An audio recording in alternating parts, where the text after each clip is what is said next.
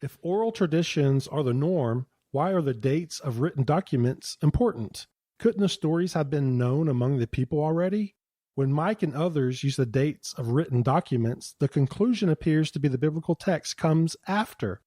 Is that a conclusion about the final edited form or the whole history of the story? I realize the original oral traditions are certainly more difficult to track down, but why do scholars tend to agree on the perceived order of the stories? Doesn't evidence exist that the stories share enough differences to indicate that each people had its own background and the final result may indicate later editing? If so, how do we apply inspiration to this scenario? And are all versions inspired or only the final version we now have? Mm-hmm. Well, let me hit the last part of that first. Inspiration is really about the final form of the text. In other words, when that point at which God's providential oversight of the process, his oversight of the human hands forming the text was completed. And that has to be the case because that's what we have. I mean, we don't have the Bible in stages, like to be able to look back at some earlier stage prior to the final form of the text, the text as we have it. We can't just go look it up like, oh, let's go check the edits out. It's not like in Microsoft Word where you can review a document and see all the editorial changes. We don't have anything like that. So inspiration, again, properly talked about, really refers to the final product of the providential process. So to speak of inspiration applying to text that we don't have doesn't make any sense. So that's kind of the way it has to be. Now, back to the beginning, this whole thing about oral tradition and dates of documents. If you're talking about, when Ryan mentions dates, if he's talking about the relative chronology of, say, some Mesopotamian source versus, the biblical version of some story. Well, in many cases, those can be dated quite well and quite easily. So if it's a comparison between biblical material and Egyptian material or Mesopotamian material or Sumerian material, that isn't difficult to do. What we need to remember, though, is that some of that stuff, like Mesopotamian material, Mesopotamia has a long literary history. So you might have a flood story written in Sumerian that is older than the biblical material by a couple thousand years. But you could also have a flood story that's in the Mesopotamian group, the corpus there, that is contemporaneous with the biblical, the Israelite material. But yet, even though they're contemporaneous, that Mesopotamian text might actually borrow from the much earlier version of the Sumerian text. So this is where the whole dating issue gets a little fuzzy, because it's not like versions are produced that have no relationship to the earlier material when it comes to Mesopotamia. There are lots of flood stories that come from different eras of Mesopotamian history and literary output. A lot of it predates the biblical material. Some of it is contemporary. But even the contemporary stuff, again, is going to be drawing on much older material than the biblical stuff. Now, the Marduk, let's just say the flood story where Marduk is the centerpiece. Well, Marduk was the high god during the Babylonian era, and that's going to be contemporaneous with biblical material. So if you're a Mesopotamian, Babylonian scribe, and you're creating your own version of your flood story or your creation story to elevate Marduk, yeah, you're going to be using earlier material, but you're also going to be doing contemporary tweaks that, again, if it's quote unquote new stuff, or really repurposing that really sort of telegraphs to the reader, or in this case the scholar, that, hey, this line here or this idea here was evidently composed in the during the time of Nebuchadnezzar, we'll say. Well, then you can talk about a sort of contemporary sources for the story, biblical and Mesopotamian. It's just not a neat picture where things don't get repurposed and don't get reused. But if you're talking about the civilizations, yeah, the Mesopotamian material and a lot of Egyptian material, lots of this stuff are going to predate the biblical period, because in terms of manuscripts, The oldest manuscripts we have of the Hebrew Bible are the Dead Sea Scrolls. They go back to 200, maybe 300 BC. The oldest Hebrew anything written in Hebrew, anything that can be called Hebrew, and scholars would call it epigraphic Hebrew because these are like stone inscriptions. Epigraphic Hebrew goes back to the 10th century. That's still, by biblical chronology, 500 years after Moses. If you're talking about the alphabet, well, then you're pushing back into the biblical period. When you have the Semitic alphabet invented, but there just isn't a lot of inscriptional material in the Semitic language we would call Hebrew that exists. The 10th century, just think of 1000 BC. That's where you're at, and it's not biblical stuff. It's different kinds of inscriptions. When it comes to the biblical material, we're dealing with the Dead Sea Scrolls. So it's really easy to look at the primary source data, the manuscripts we have, and say in terms of literary output, what comes first? Okay, that's an easy call. It's an easy question. Ryan brought up the whole issue of oral tradition. Having said all that about the literary stuff, Israelites would have had, in their experience, in their hearing, they would have had, again, I believe, and I don't think it's a stretch at all, they would have had knowledge about the stories that wind up in the Bible, including Genesis 1 through 11. They would have been told stories about how, the God of Israel created everything and created, mankind, and they would have had stories about a flood, and the confusion of the languages, the Tower of Babel, the division of the nation. They would have had stories about this that get passed on, along with oral tradition about their own existence as a people. Now, the way biblical scholars typically look at this kind of thing is they'll say something like, well, at some point, and it's an imprecise science to know at what point any particular part of this process would have happened. But at some point, the oral tradition of the Israelites as a people, in other words, Abraham forward, because that's when Israel becomes a people. That is something that the average slave in Egypt would have heard. There's stories that their parents and their grandparents would have taught them. It's completely unreasonable to think that Israelites would have no origin story, and if they did, that they never would have talked about it. It's absurd. No culture in the history of the world does that.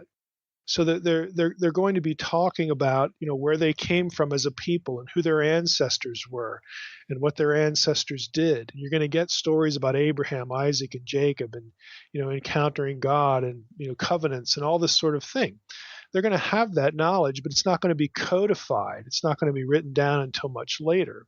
And that's where we get essentially Genesis 12 onward come from those oral traditions. All the way up into, again, the Mosaic period. And then, you start to be dealing with more contemporary events and whatnot. Genesis 1 through 11 is a bit of a different issue. I personally think, and I think if you're listening, you just heard me say this, that the core events, of Genesis 1 through 11, Israelites are going to have stories, again, about creation, about a flood, about this or that, because frankly, every culture in the ancient Near East had these things. They have we like to say they have collective memories or a sort of institutional memory about these things. And they have, again, other cultures are going to have their own beliefs about creation, obviously, but you're going to have certain events like a flood, that just become part of the institutional memory, the civilization memory of people. So Israelites are going to have that too.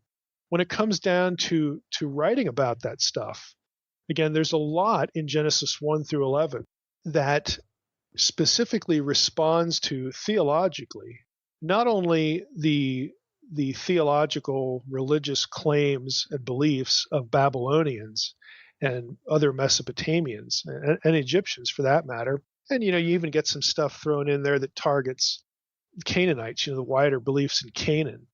You're going to have a collection of chapters, what we call Genesis 1 through 11, that I think, again, my view is that most of that is going to be composed later while Israel is in Babylon, specifically the outcome being a theological polemic against the gods of the nations and against the other religions, the other belief systems of the wider ancient Near East.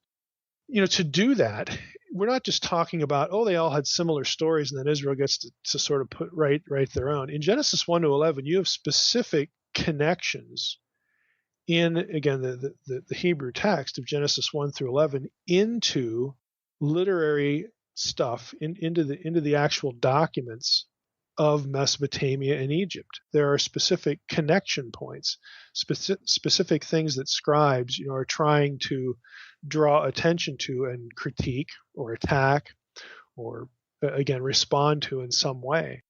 But you're also going to have, some overlap because of worldview, common way of looking at the created world and life and so on and so forth. So it's going to be a mix.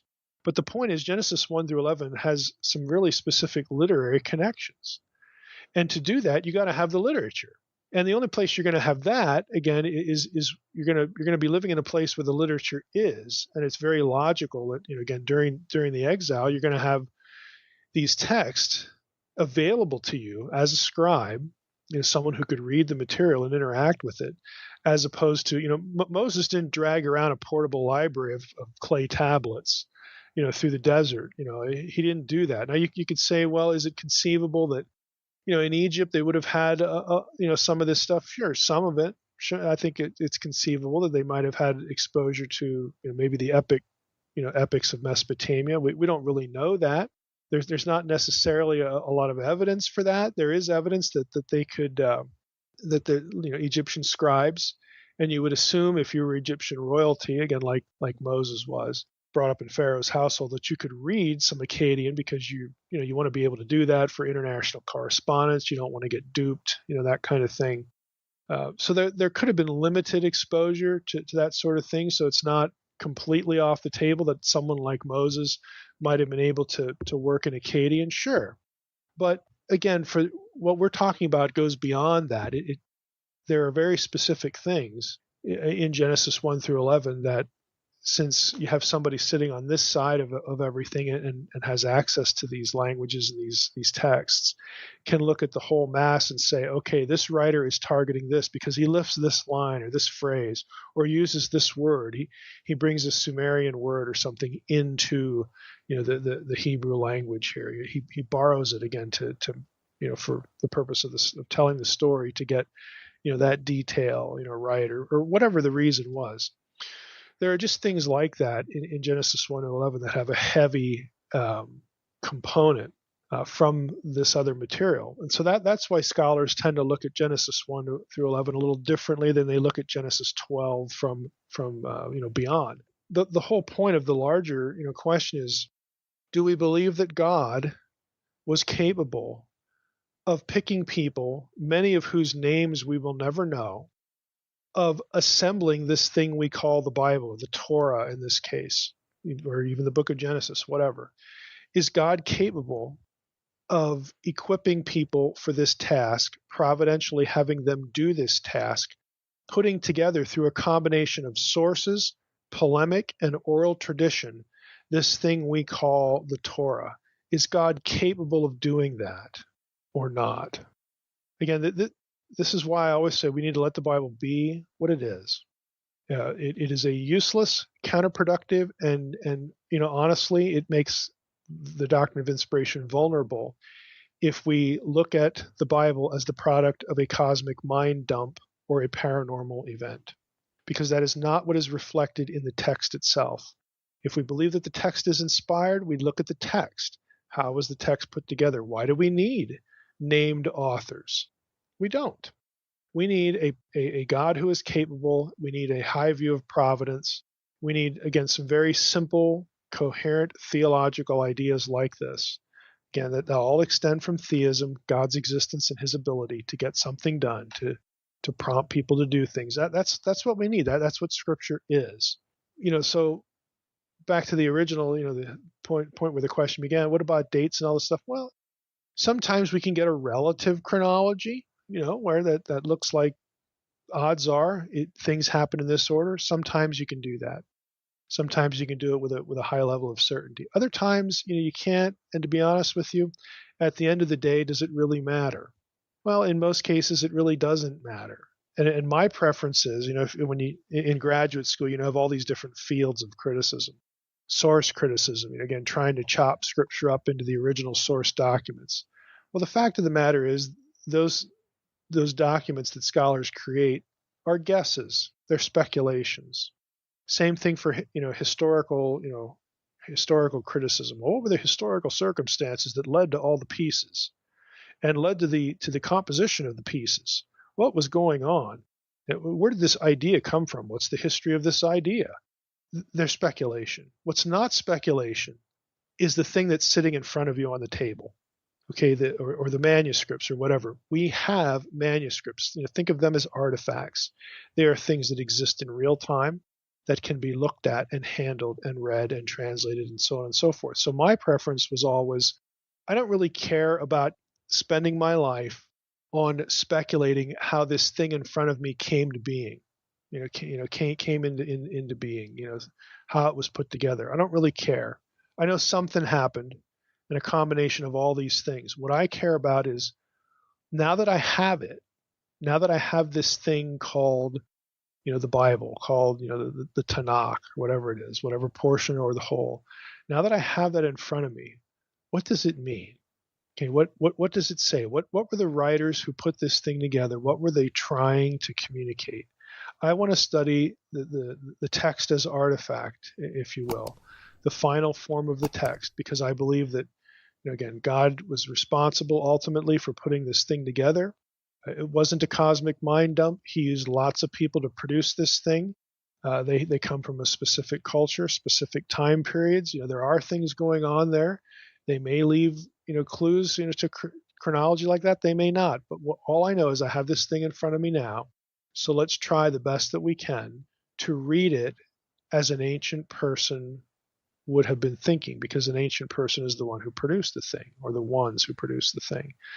So that's why I tend, academically, where I tended to land where I did. I wanted to be working in the final form of the text and try not to essentially spend every day speculating about where something came from. I'd rather deal with the thing that we have right here in front of us. And I don't think that it's contrary in any way to inspiration. Inspiration is a process, not an event.